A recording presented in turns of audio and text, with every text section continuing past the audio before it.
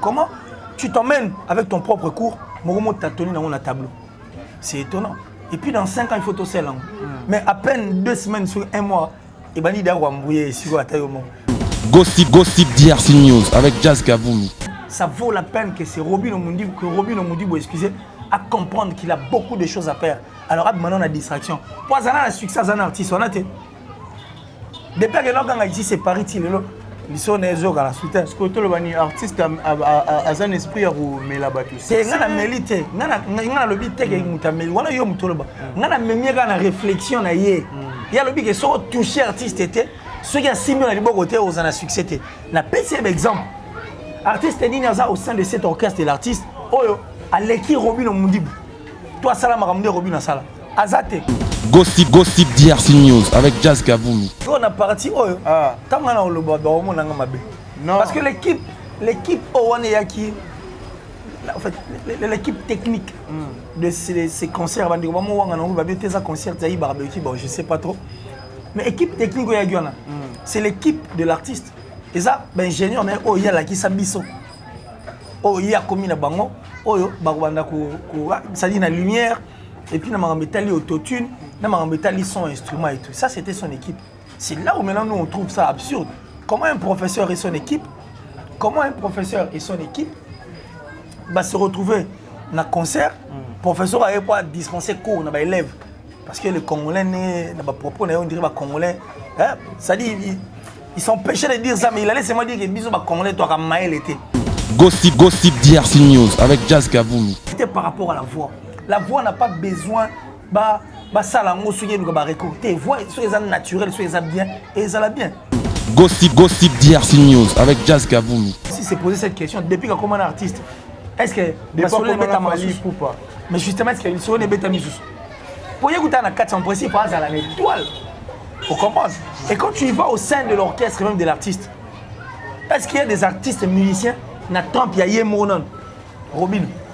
Est-ce qu'il y a des artistes qui ont succès avant d'aller à l'orchestre? Toi, avant d'approcher le leader. Ce sont des questions qu'il faut se poser.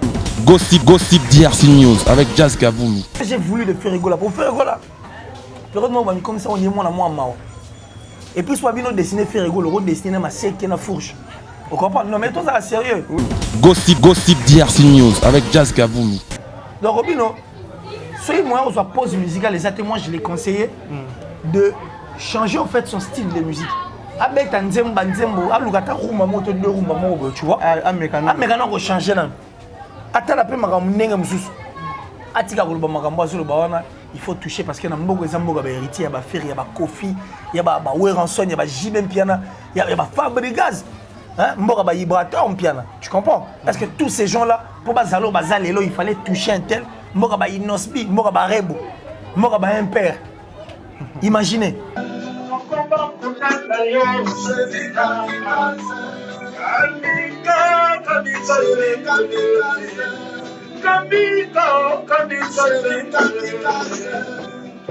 Salut tout le monde, c'est votre artiste Inosbi, les jeunes leaders Yamboka, les Molodo et leaders. C'est juste pour vous recommander de vous abonner massivement sur la best chaîne YouTube, Gossip DRC News, #1 on YouTube. Gossip DRC News. Le savoir ne ment pas. Appelez-moi The Game. Gossip DRC News avec Jazz Kaboulou. Hein? On parle plus trop. Presse en ligne. Avec intelligence, avec sagesse, tout ça. Pas trop de polémique. Ce qui on mélange pas les torchons et les serviettes. Hein? Nous on est serviettes. On ne dépend pas des torchons. Gossip DRC News avec Jazz Kaboulou. De belles interviews, de belles collaborations, de belles images. Parole de Fabregas. Alerte générale. Abonnez-vous sur Gossip DRC News. Jazz. Gossip DRC News, les boss, ah. Voilà, très heureuse de savoir que vous êtes tellement nombreux à nous suivre en ce moment sur Gossip DRC News, la chaîne pas comme les autres tout le baraque ne mélange jamais les torchons et les serviettes. Déjà là, grand merci n'a abonné na biso tout. Merci aussi na confiance aux autres continuer toujours copier sa biso. Merci na ba commentaire na bino ça la biso vraiment bien. Merci déjà n'a abonné na biso tout, surtout vraiment bazo copier sa biso confiance tout le temps. Merci aussi à Jazz Kaboulou, Papa Zahir. Et grand merci aussi à Killer Kilesi, oh, tellement na Yambabino Killer Kilesi. Là aujourd'hui, je suis avec lui à Rosala, mieux placé pour expliquer Bisso tout sauf rien. Mais qui va question Rosa Yanga, ma réponse est Rosa déjà là. Un merci aussi à Dada Olungo na Suisse pour en avoir un maman social. Merci aussi à Cynthia Lumira depuis Portland, Maine. Un grand merci à Yadadi Vungule, l'homme qui avance les temps. Merci aussi à Kokoloma, lumière d'Allemagne, jeune mariée. Merci aussi à Nathan Poutou, garçon Nathan. Évitez, ce au fond, la biso vraiment, je suis là avec Killer Kilesi. Jamais d'échec, Mr. Boom. Ça dit quand tu dis jamais d'échec, il faut préciser né pour briller quoi. Parce que là, un peu grippé et puis il y a les rhumes qui pratiquement ont perturbé là. Mais pas le choix dans le souci à c'est non, pas bien. Comprendre. Mais je crois que merci à toi, merci à Gossip DRC News tout. Merci de m'abonner en tout cas à cette grande chaîne et puis je leur demande d'aller aussi s'abonner sur Killer Kilesi TV et ça la paix bien. Et merci à toi, merci d'avoir pensé à moi.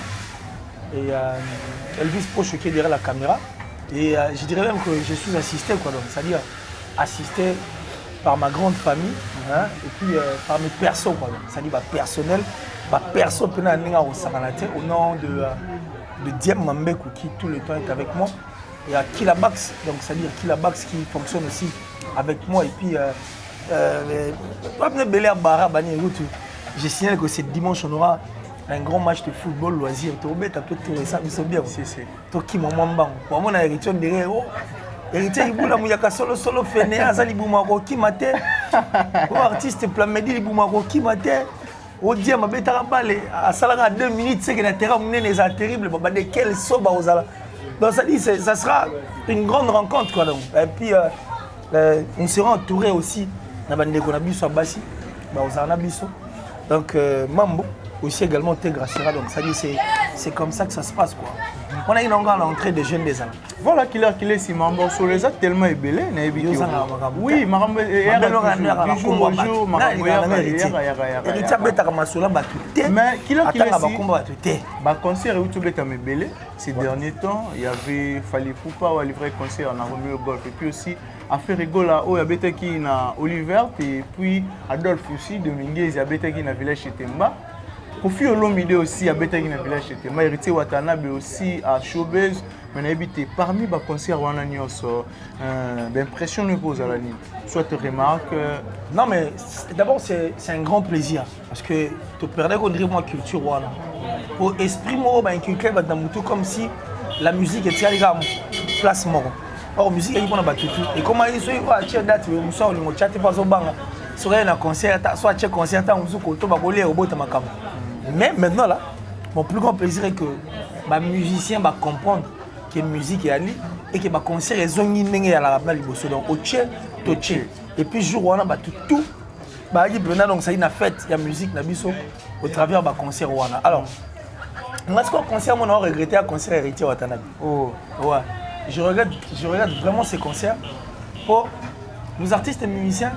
Par moi, nous les business. La musique, les business avant tout. C'est-à-dire, c'est un rappel au musée hein, et puis écoute. Donc, si il y a une place héritier, quand on a un showbiz, j'allais m'auto-produire. Non, mais il y a moi un producteur. Non, nous, on a été producteur. Ah bon? Producteur. Si il y a une place héritier, j'allais m'auto-produire. Parce que déjà, concernant showbiz, Héritier Watanabe qui devait présenter son nouvel album, c'est tout à fait normal qu'il va battre. Et puis Héritier, tu es bien à Moutabatou. Dans le moment où tu m'as libéré que seul artiste de la génération Oyo a la possibilité de un stade de martyrs et tourner ses héritiers. Avec Héritier, au coup, tu vas Chege, au coup, tu vas Koulouna, au coup, tu vas toutes sortes de battu. Et puis, Arana Bango. Vous comprenez? Ça dit, si tu as un sourire au sentir que Azapena n'est pas à la maison mère. Ça va la couche.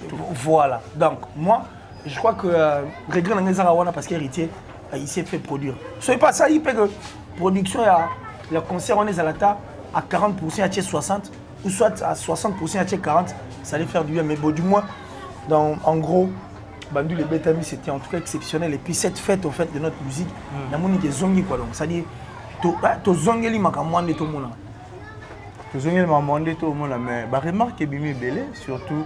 na concert il y a fallu pour aussi ba critique nango ezali il y a fait rigolo aussi ba critique ezali na bité yo rose na critique sur Fally ou soit sur fait rigolo non mais yo bando poser yo moko poser to banda sur fait rigolo ba réclamation ezali belé que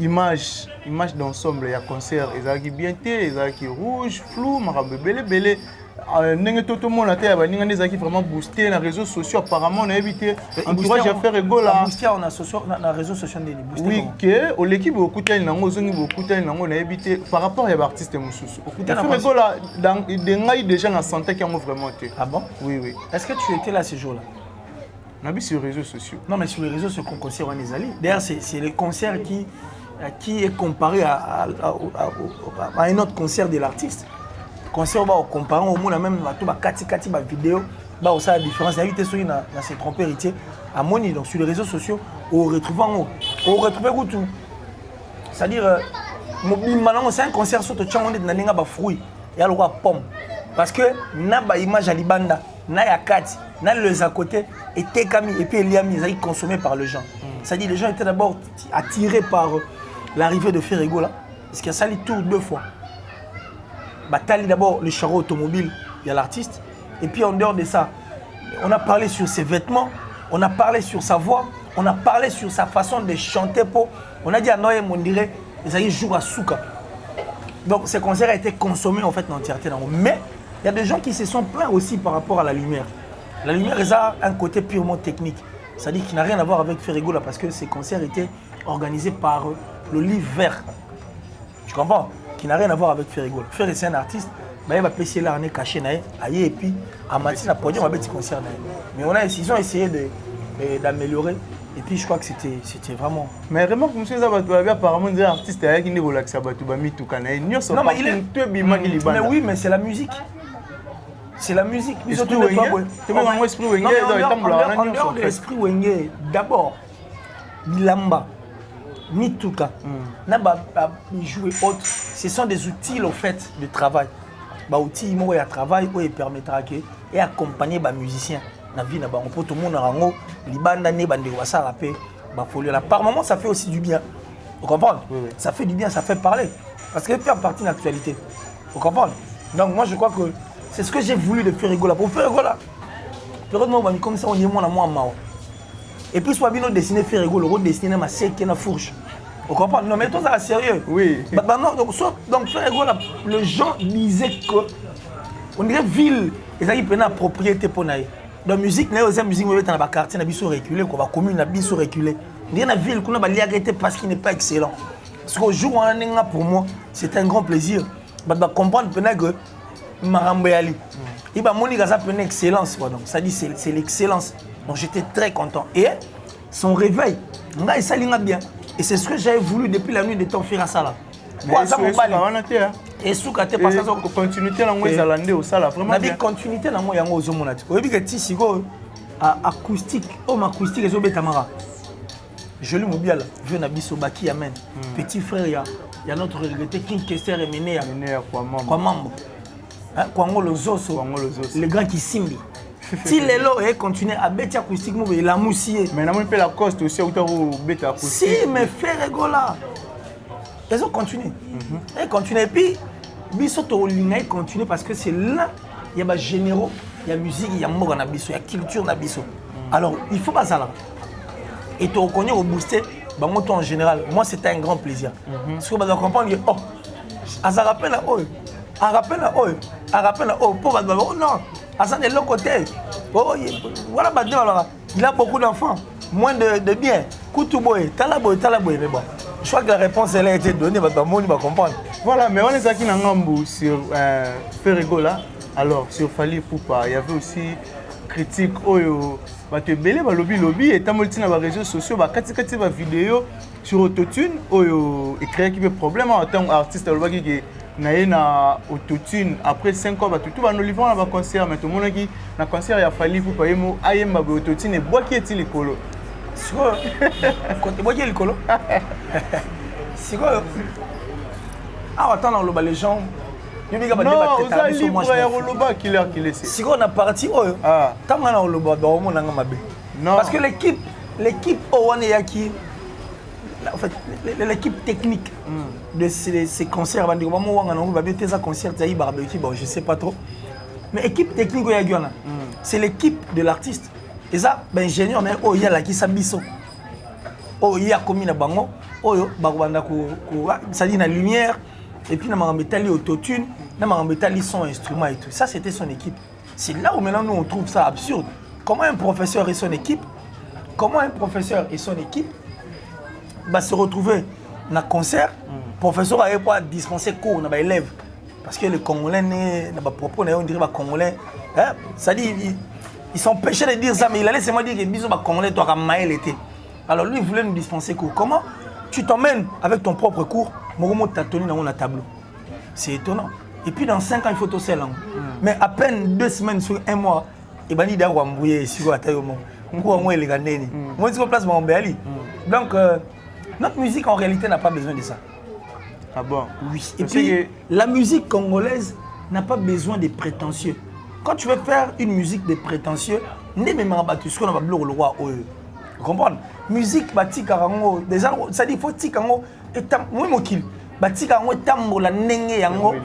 mais c'est comme ça. Mais ça, ça déjà. Parce que musique, c'est quoi? Il y a des complications. Si tu as une musique, tu vas doter ta voix. Parce que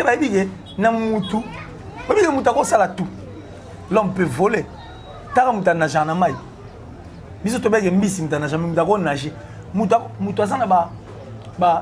Performance, perfection belé en lui quoi. Mais il nécessitera que tu vois ce que je veux dire. Donc oui, très bien. Na cerveau nzoko na mutu. Bon, oui. Na taille ya cerveau, grandeur ya cerveau mutu. Et l'équipe grandeur ya cerveau ya nzoko. Va vérifier.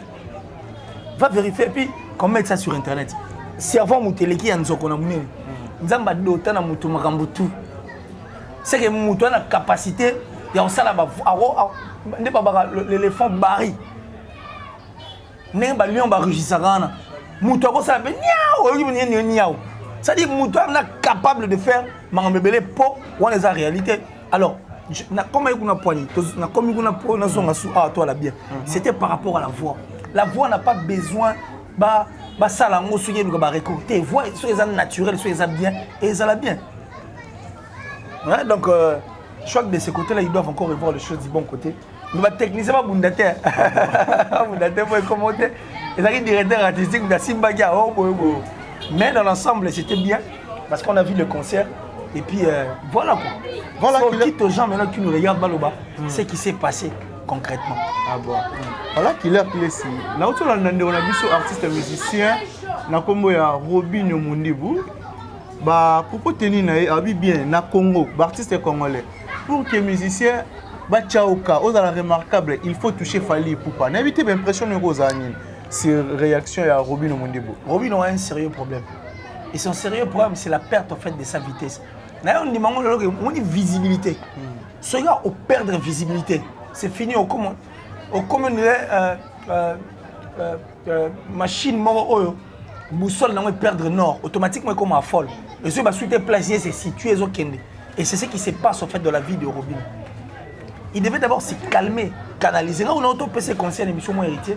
Atikana ko binsa nzembo lokola banzembo nyane ezobeta pa auto boka solo mobi ke simbite nzete simbite alors simbite c'est vrai mais on a fait musique clip pas bien musique ba bazo yema ata goûter na pe ezaka musique bien clip pas bien yo yo parmi biloko esalié mabe o pesa na kati qu'il arrête de se fier na ba journaliste ba yambaka na pe ba lobisaka makambo azolo bana et le bomier c'est parce qu'il avait clashé Ferré. Il y a des ces artistes qu'on ne clash pas. Avant de clasher Moutou, avant de se lancer dans la guerre, avant de se lancer dans la clash, il faut bien cibler en fait la personne où il y a le mot clasher. Tu comprends ce que je veux dire? Alors, quand tu cibles la mauvaise personne, automatiquement, il va coûter ta carrière. Si on cible la bonne personne, automatiquement, on va y bima. Maramou est au salaire que, banzé moi je telle biso toyo kate, on peut faire partie. C'est une question simple. Tant où il y a salaire succès dans nzema Robinho, a somi mutuka. Nanenga beta nzemuna pusa kuna benda na omswana o matanga na mokongo ezalaka pour l'artiste ya Simba na liboko. Je ne pense pas. il doit aussi se poser cette question. Depuis qu'il est un artiste, est-ce que Masolo est bêta Masusu? Mais justement, est-ce qu'il est bêta Masusu? Pour y écouter en 4, en principe, il y a une étoile. Vous comprenez? Et quand tu y vas au sein de l'orchestre, même de l'artiste, est-ce qu'il y a des artistes musiciens qui ont Monon, Robin? Est-ce qu'il y a des artistes qui ont succès avant d'aller en orchestre? Toi, avant d'approcher le leader? Ce sont des questions qu'il faut se poser. Donc, Robin, soyez moi, on se pose musicale, les témoins, je l'ai conseillé de changer en fait son style de musique. Avec un nzemba nzembo, alugata rumba moto de rumba mobo, tu vois. Amekana ko changer nan. Ata la pe makambo ndenge mususu. Atika ko luba makambo azolo ba wana, il faut toucher parce que na mboko ezamboka ba héritier ya ba Ferry ya ba Kofi, ya ba Weranson, ya ba Jibem Piana, ya ba Fabregas. Hein, mboko ba Vibrator Piana. Tu comprends? Parce que tous ces gens-là pour bazalo bazalelo, il fallait toucher un tel mboko ba Inosbi, mboko ba Rebo, mboko ba Impère. Imaginez, mboko ba Morelengi. Mboka ba Gaz Fabulous. Est-ce que va Simba kuna? Est-ce que va Sibla kuna? Est-ce que va Simba bango kuna to ba Lukan c'est la place wana? Il doit se poser des questions. Aujourd'hui d'ailleurs moi je dirais il n'est plus à sa taille par rapport à Marambo to komona. Sali down. Maman na down. Bato baza pemene ba le c'est vérité. Or moi je ne peux que lui dire la vérité parce que j'ai encore besoin de lui au sein de notre musique. Parce que c'est un artiste fort et a mérité azala. C'est quoi il faut alors on a embrouillement. Il y a bateau bazo tindaka. Parce que quand il revient encore à la télé, on nous pose une question, il dit Moutoumousso, on a diamba. Mais il dit que diamba va te vélo à Mélarango. Mais diamba, on peut nous dire déranger. C'est non, en fait, ce qui me dérange, c'est qu'il y a le roi la vie. Il va te choco boire la boîte. Bonne famille n'a pas ta choco bazati. Au moins, il dit que attaque choco zama be, n'était boire hydroquinone, mais c'est aussi un manque de respect là-bas. Et ça va médecin mousso avant d'opérer Moutamela bang. Vous comprenez? Il y a des ces médecins avant d'opérer. Amélara pena bangi ya osakanati. On se comprend. Donc, moi respect on a. Moi respect on est ça bien. Tu encourager bangité, mais ce respect en tout cas, c'est la meilleure Yamaramutu. Et je crois que ça vaut la peine que c'est Robin Omundi, excusez, à comprendre qu'il a beaucoup de choses à faire. Alors maintenant on a distraction. Pour ça on a succès un artiste on a été. Depuis que l'on a ici c'est Paris ils sont les autres à la soutien. Ce que tu le artiste a un esprit à vous mais la battue. C'est ngana mélité, ngana lobi teke mutameli, wana yo mutoloba. Ngana memie ngana réflexion na yé. Il y a lobi que so toucher artiste était, ceux qui a simé na liboko côté aux ana succès té. Na PCM exemple. Artiste ni au sein de cet orchestre de l'artiste, oyo aleki Robin Omundibu. Toi sala makamde Robin sala. Azate. Même quand aussi na Gez Mawete par rapport à Gez Mawete à Kalana et Lilo apparemment je sentir moi hein vous comprenez non au libre artiste va évoluer vous comprenez moi ko quitter comme mon quota et ça c'est quoi distraction la perte en fait nande ba bangaki alors la musique elle est faite pour na bateau bana esprit dur et puis des esprits forts yango mona bakamora yango innocent mona muke a de solaneli parce que c'est un grand esprit même mamie qui maramwani à la raté marambo oh et ça la musique la biso peut-être heureusement ba ndenge mususu mais ba ndenge et ça les mara raté donc j'ai tout simplement répondu à Robin Omudibu je crois que quand il était avant ils avaient été pour Simba artiste mais au contraire depuis que Simba artiste on dit solo ne te met dans pas tu auras sous marambo bon il faut ça nini pour il faut na pied conseil banzembo wana azobeta azotchela biso na actika wana alors on a pu moi deux rumba mo benan abeta na musique moi si à calculer na abeta na musique moi si après acha makambo tambola voilà on va sur les actes tellement belé killer qu'il est c'est mes photos solo à peine tout le monde les quadra Koraman featuring avec Guys Fabulous dans une semaine plus d'1 million de vues réaction mais c'est les grands quadras Kofi Olomide n'est pas n'importe qui au moins même biso tout les trois boys toi certes tolingana biso yete kasi tolo bata bongo poyemo pa lobaka ataso azayi kofite alinga linga pe kofi anade tu comprends ce que je veux dire ataso tolinga yete mais au fin fond ya mitema na biso toyebi qui est Kofi et nous connaissons la place qu'occupe cette grande légende et puis ils ont mérité respect wana alors ça fait mal de voir cet artiste se faire vilipender insulter comme ça par des gens tant Kofi alara Kofi azalarati tant Kofi a ça la batulelo bakoma bakonzi bango baalarati et ba okuta musique Kofi abeta déjà fa botama baalarati et da bango balongola ba rythme batika na ba texte balingela ngo basi Mais tout ça là, les gens oublient facilement et s'attaquent à cette grande légende. Et on a vraiment libéré que partir en guerre musicale sans Koffi Olomide, c'est partir en guerre musicale sans avoir des yeux. Et ça, quand on dit guerre, on a mis sous thé. Parce que c'est l'une des grandes forces restantes en fait dans la musique Nabiso. Vous comprenez? Donc, quand tu vois 1 million ou quand tu vois et l'autre moins Koffi comme ça, parce que c'est le grand quadrat.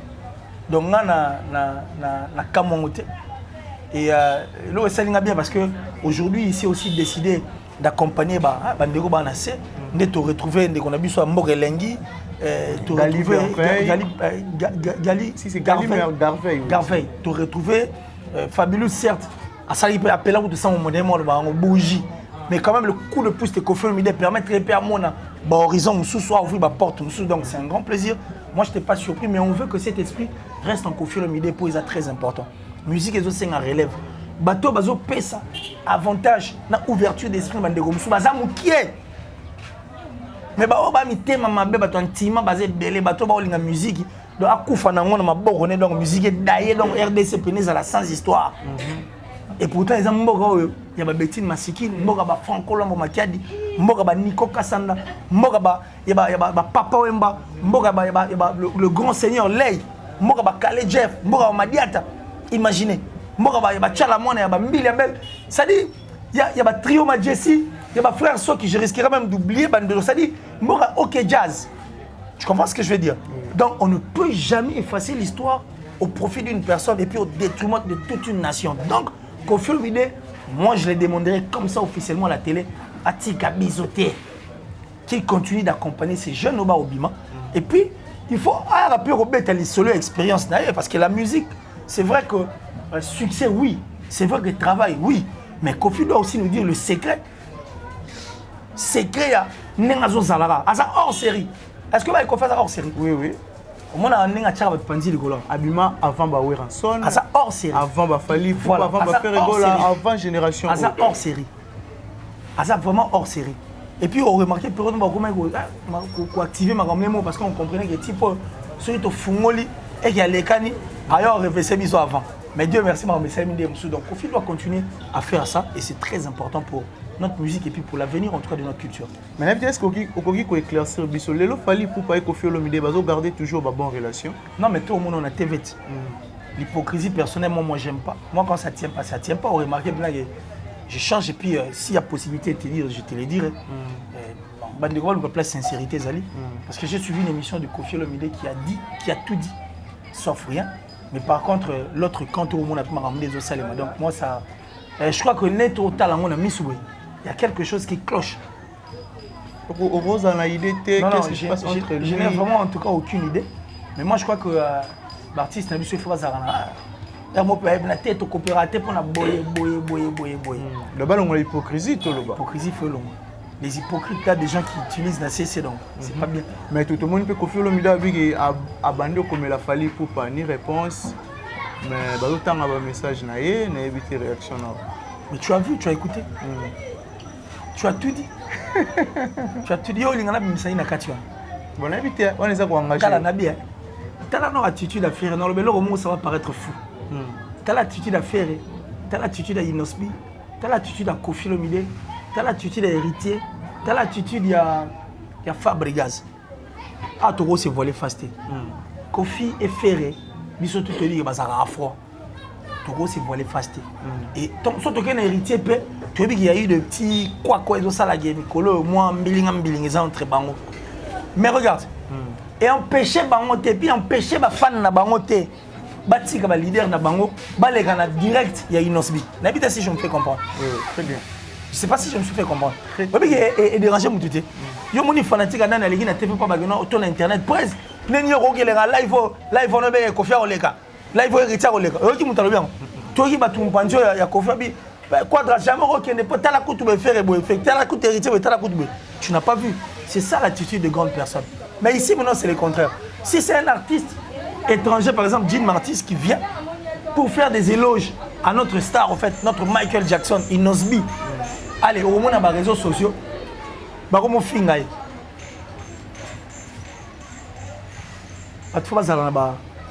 nerf solide quoi. Voilà, nerf solide. Mais habité Dynastie et Harmonie et comme le niveau ni depuis ba fanatique ba bandaki causer là. Bon bah c'est combien d'années?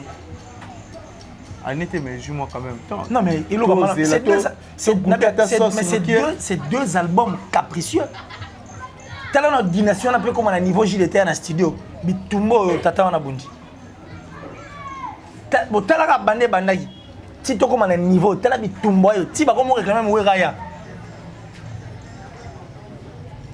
Est-ce que tu penses que oui en son envoyeur? Non mais c'est ce que je on a un projet il y a faire. C'est-à-dire Yahweh peut-être prochainement ils auront à faire quelque chose. On est dérangé. Moi je voulais juste te faire voir en fait la durée, ma raison. Dynastie un album moi il fallait qu'on bonde là, il fallait qu'on il fallait qu'on soit là pour qu'il va se réunir à un seul endroit.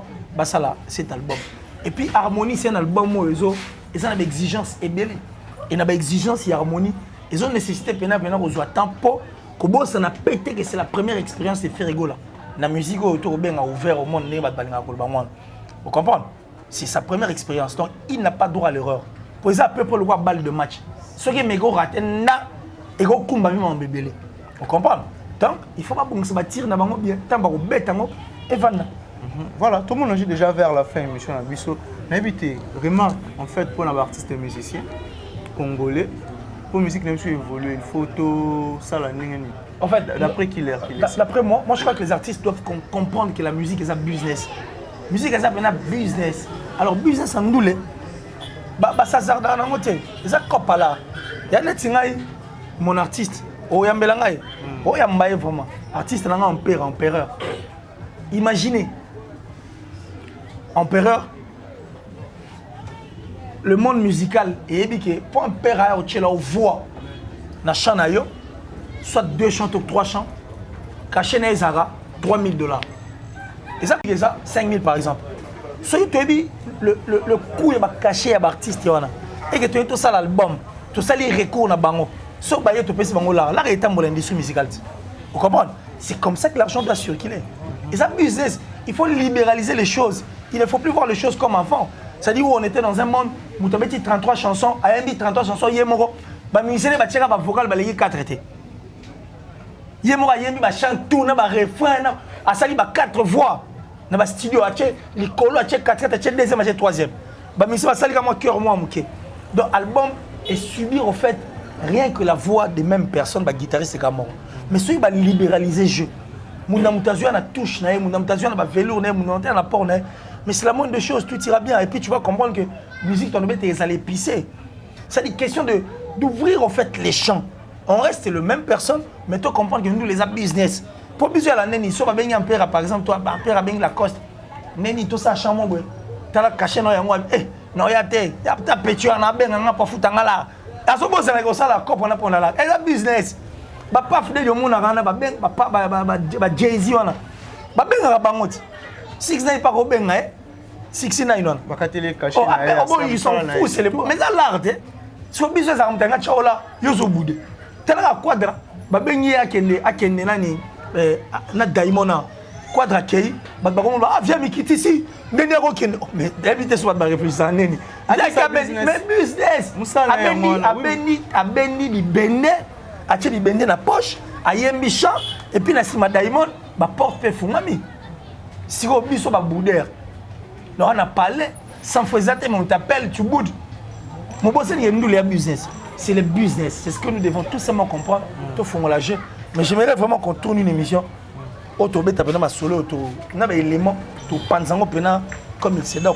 Si, mais à faire un disque d'or, tu sais quoi, sans suite, en tant qu'analyste, tu poses à la sincère et puis aux vraiment. Disque d'or, non, tu n'as pas qui n'est pas mon dieu, comme tu as couvert pour. Tu peux mettre sur la pardon, on a ligne en athée. Disque d'or, on va baluka marambo à tu net. Parce que tu es là-bas, tu kissi, parce que là, ça va monter n'engeni ba au sel. Si vous avez qui c'est un suppositoire, bon, bah, je vais améliorer dans mon nom. Wow. Au moins, il y a une confusion. Explosion. Mais explosion. On vient maintenant apprendre. Et puis, Snap, pour la toute première fois, Snap, ma musique. Là, on a été fanatique, on a manager à l'orchestre. On a tout. On a dit qu'on a tous dit, oh. Mais papa, exacté. 56 millions de streams, on vérifier les streams, ils sont gratuits, lesquels belés, ils sont payants. Donc, c'est que Bazanan, il faut mais c'est bien, tôt ou tard, soit on disque d'or, ça va. Les appels bien, ça m'a bêté. Mais la musique, ma prétention, les musique à ma bête. Pourtant, ma game, ça va être en doule na bango. Ma bête en doule était na boule que non, on disque d'or. Tiens, il y a sali boulot pour ma fan naïe. Ceux qui va sommi à un disque d'or, ça va. Soit une répété, avancé. Mais ce sont les prétentions, en fait. Donc, ça dit, on dit, bon, toi, ça rendu, ça la voilà, c'est plutôt ma prétention de ça pour avoir. Voilà, maintenant, aujourd'hui, c'était les premiers, c'est le 3, c'est le 24, c'est le 26, le 27, c'est le 28. Bon, bref. Tous les rares. Tous les rares. Jésus revient bientôt. Conclusion, la maramune, c'est tout solo là. Tu peux dire quoi? En tout cas, moi je crois que la sorcellerie n'est pas un travail d'équipe. Hein. Si tu es sorcier, reste sorcier seul. Il ne faut pas associer les autres dans ta sorcellerie. Souvent un conseil. Ouais. Voilà, la salutation à bateau va disposer du temps pour nous. Alors, je dis merci comme ça à Chérif Kachiko, l'image de la terre, à moi Moros, Chérif Kachiko, l'image de la terre, et le groupe FG, c'est-à-dire soutien à l'artiste Ferrigo là. Et là, il y a Jean-Paul Binda Mastaki, plus rapide que le vent, plus fort que toutes les vagues des océans, toujours plus beau. Et puis, il faut fournir de fort, comment tout ça l'a bien fort. J'ai dit merci à Blanchard et tous, donc ça dit l'enfant propre depuis les États-Unis. Merci à mon papa chéri, papa Joe Lili Atala, le patron de Translation 7. C'est-à-dire en chair et en os, quoi, de génération en génération. Tout le monde a pour sa traduction, mais quand on a bango, l'Angleterre, c'est le seul endroit fiable, le plus viable, c'est en Translation 7. En tout cas, la traduction, ça, la plus suspecte, c'est Datichou. La plus discrète, sponsor officiel, en tout cas. La grande chaîne qui est Killer TV. En tout cas, merci infiniment. Merci pour tout. Je vais Gianni Setanchunga pour tout de Suisse-Irlande, les gourous du Temple et les gourous du Temple, donc c'est-à-dire depuis la Suisse. Merci comme ça à Yannick Kayen, à la monnaie invisible, c'est-à-dire l'homme extraordinaire, l'homme qui a la précision de la montre suisse. Et je pense, parce que lui, il est de retour, le ministre de la Défense, Nakatia Hollande, donc Tati Bouchiri. Comme Megagout, donc, c'est-à-dire ministre de la Défense, Nakatia Hollande, Tati Bouchiri. Merci infiniment, la top modèle. La plus belle, en tout cas la plus sexy de sa ville et de son pays. Merci de là où tu te trouves. Et j'ai dit merci comme ça à maman chérie, maman Julien Dibo. Puis Sembi et puis Westé les gars. Ça dit l'homme visiblement invisible. Fabrice Emmanuel Kalonji. Ça dit Kalonji Wetu. Nenge Zalaraga. Héritier Iboula. Il y a Mambeko parce que lui c'est de temps à temps. Kodeko. Ah, il y a Lili Libanga fort. Kodeko. Alula Libanga, Kodeko. Mais ouais, Kodeko, il y a des causes Kodeko, donc ça dit comme Mégatel. Et Kevin également. Tout le temps, on va Killer, si je les aime. Hein. Voilà, un grand merci aussi à sponsor officiel, Diesel à London. Merci vraiment. Merci aussi. Bouba Saïdi. Bouba Saïdi, depuis Turquie, Bouba Saïdi, mon frère. En tout cas, merci pour tout. Il faut que colis donc. Bouba Saïdi. Tout est coquille. Attends, mon côté raté, donc tout est coquille. L'année on s'agalatait. Yves Massamba depuis les États-Unis toujours. Je pense à mon frère Smokey, le grand rappeur. Nagat c'est Angleterre, seul rappeur, un anglais mais qui rappe en lingala. Et c'est la force future de notre musique. Pour ça m'a ramené comme il se doit. Il y a une émission au bando. Tout bête appelle les souleurs bateau. Barozoa relève via musique nabiso donc Smokey. Merci mon frère, les grands rappeurs à Londres. Merci infiniment. Merci pour la Marambuto, ça va bien quoi. Et un des donc c'est dit Del Piro à venir. André Malou, il est bien l'amour en chair et en os. Merci pour tout. Voilà, merci d'abonner à Bissotou. Merci aussi à Sita. Ouais, numéro en contact. Plus 243 89 526 54 54. Plus 243 89 526 54 54. So ben ipena donc ngamo na zora chombolanga sans problème. Merci d'abonner à Bissotou. Tout le monde est bongo au prochain numéro. Bye.